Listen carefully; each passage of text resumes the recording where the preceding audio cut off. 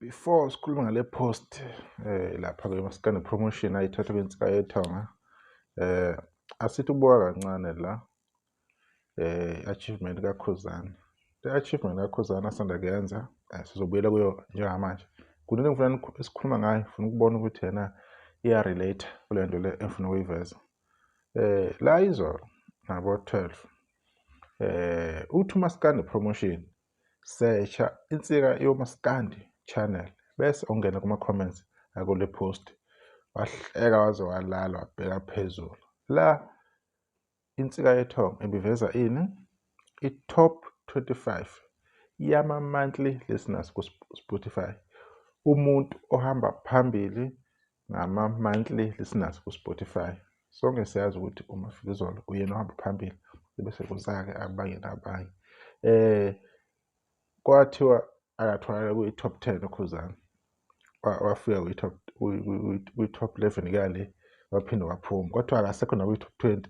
Manje ke nangu ku number 24. I-list enza ukuthi abhale kanje insika yoMaskandi ukuthi yena uma kukhulunywa lapha mhlambe nabanye banezinto abayikhulumayo eyithize bese yaveza ukuthi ke ngoba nikhuluma mhlambe maybe lo nimfuna or nabanye lokho nimbuza ubani nangu lapha khona right. Into ezakala phela ku Spotify ngihlala ngikhuluma lento ngiwatshela ama-donation ukuthi yena akumelanga nangelilodwa ilanga I feel otherwise when it comes to Spotify. Ayikho into e-deep lapha ku Spotify. Hlale ngiwatshela each and every time ukuthi akunanto etheni okumele ayikhathaze ngayo. Ama-monthly listeners avela after ukuthi sebebonile ukuthi uKhuzani usekwenza konke lokho ababekubuza bekuquestion bebuza izingoma zakhe why zingaveli why ngashaya amamiliyoni why zibe ngaka wakwenza konke. Hlezi kubhakala into lapho ukhuba ababona ukuthi akekho khona, ababona ukuthi akafinyeleli khona. Njengamanje uMafikizolo ongenabo abalandeli njengamaqhawe la adumile kodwa lokho abakuboni. Even iqhawe labo alikho ngisho ku number 1 kwi-top 5. Iqhawe labo abalethembile lile after i-top 5 kuyali alikho ngisho kwi-top 5. Onhloso ababhizi lapha nomenzi womshini wemali cabanga umshini wemali. Ingoma edumile umshini wemali eyiphi kade yagcina ukuduma kodwa because ku Spotify uya-understand uyawazi hleze lapha.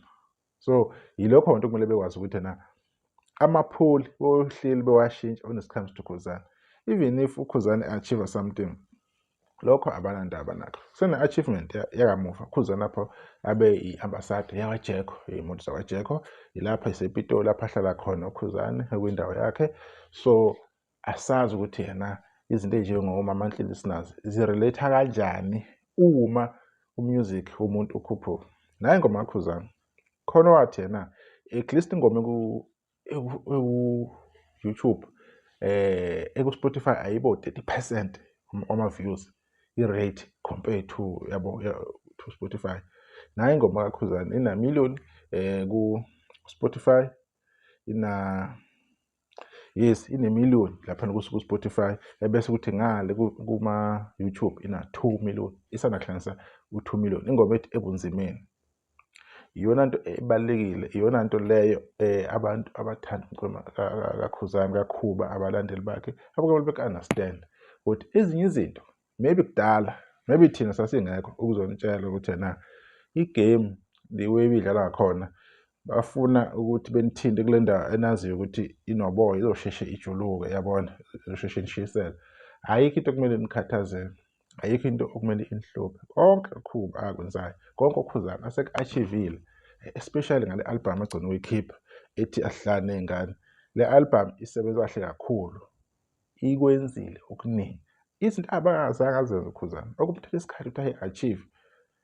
Ngesikhathi sayi-achieve lezo zinto lezo uKhuzani ubeyinkunzi behlonishwa besatshwa.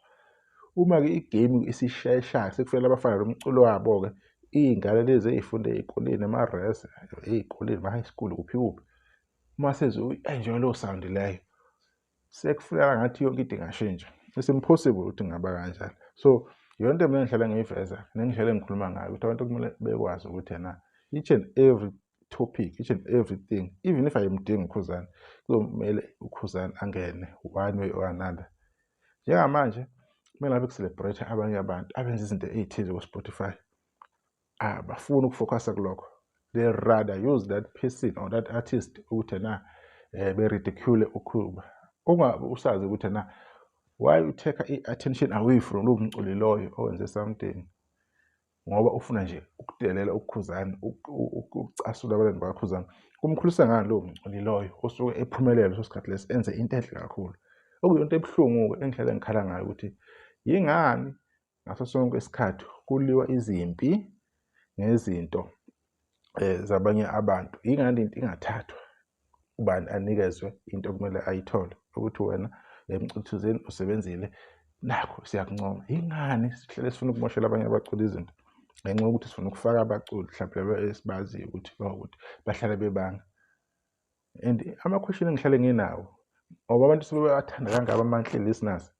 Before 2023, before iParis, kuya le ku-2013 kukhona ababefika emculweni ngokhanda shisa. Kwakade ungabaleke ngani ama-monthly listeners ngalesikhathi leso. Babengawaphushi ngani aggressively ngale ndlela sebephusha ngayo i-monthly listeners. Bebengenandaba nayo. Bebethi kuyathengwa, bebethi kunjani. Ever since kwafika ulwa Paris, ngiyakutshela, ever since iphelile 2 years efull, ngiyakutshela ama-monthly listeners sekuze wayi-new benchmark yokuthi ichaza kabanzi ngomculo wakho. Sesikwazi ngabo lokho. Bona babengayithandi online, bona bengawuthanda uYouTube, ababethi ama-views ayathenga. Ever since bona bayakwazi ukuthi bengene lapho, bekwazi ukuthi nabo iqhawe labo sebeyalifaka ey'ntweni, sebeyakwazi ukustreamela ukuthi nalo lingene lihlonishwe, libe nama-views amaningi, libe nama-streams amaningi amakhulu enihleli nabonayo nahlonishwayo. Wonke umuntu sekumele angene ngekhanda ngoba nakho sekuyibona. Iyona into efike ngibhore kumaskandi yokuthi umuntu uyahluleka ukwamukela if wena usenza kahle. Akekho bebanga umsino kangaka uKhuzani enza izinto, enza imlando. Akekho. Ingoma yakhe ihlanganise 2 million laphana ku-YouTube. Ingoma yakhe yesithathu ingoma ukuthi idlule ku-2 million lapha.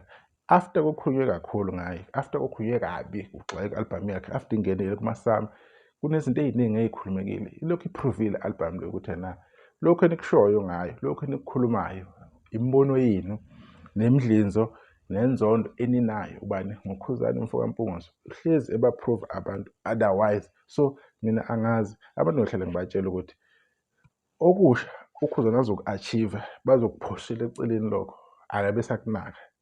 Kokhulu ngama-million la yona insika yethongo yathi ama-million amangaka awubani awu-8 or 9 akamenzi akaKhuzani awu-7 balandela ko-5 labanye abanama-million kulama-album agcina ukuphuma. Kwathiwa hhayi abanye badlala ngoba nakho bafuna ukuthi bephushe iqhawe la, hhayi ngoba umculo walo belithanda. Uyayizwa loo nto leyo? Just because leyo nto leyo ayilifaki iqhawe labo. So mina iyona into engiyohlale ngisho ukuthi ama-Blue Nation kuyomele a-relax, kuyomele akhululeke, kuyomele abambe umthetho sonke isikhathi. Ningasavumi ukusetshenziswa njengasekuqaleni. Baninyuze kakhulu ekuqaleni. Siyakhumbula abaculi beninyuza, benithuka, benibiza ngezinto lezi ey'thwala ethoyilethe.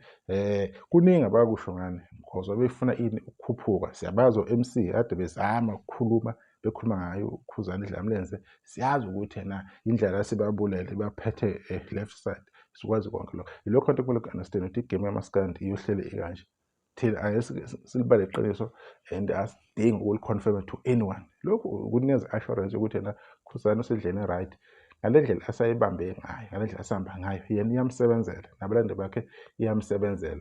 Abantu kumele be-understand ukuthi uKhuzani ucula muphi umculo, uhamba nayiphi indlela. Akaculi umculo otrenda. uKhuzani ucula umaskandi classic, everlasting music. Into after 5 years oyithola isadlisa, oyithola isahamba ngolayini. Into bese-relevant even after 2030 uthi masudlala uzuyibuza le ngoma le wenza kanjani into ingaduki. So indaba ilapho-ke ma-Blue Nation Dlamlenze nezidlamlenzekazi kusesikhathi kumele ngiyigame nje niyibuke bezama ukunithinta ngayo yonke indlela. Thina nabanye sikwaziyo ukuthi sibeke imbono into siyibone isekude le bafuna nje ukunithinta kabi. Khululekani, Khuzani ungenhla uyohlele futhi bahlule abanye abaculi. Lokho kuhlele bekwenza ukuzama ukuthi bezama ukuveza iside elithize leli ngakho ingoma yakhe ebunzimeni. YouTube ishaye 2 million, 2 million isebenza kahle kakhulu. Nalapha ku-Spotify siyalishaya i-million. Ngibonga ithuba sethona kuza.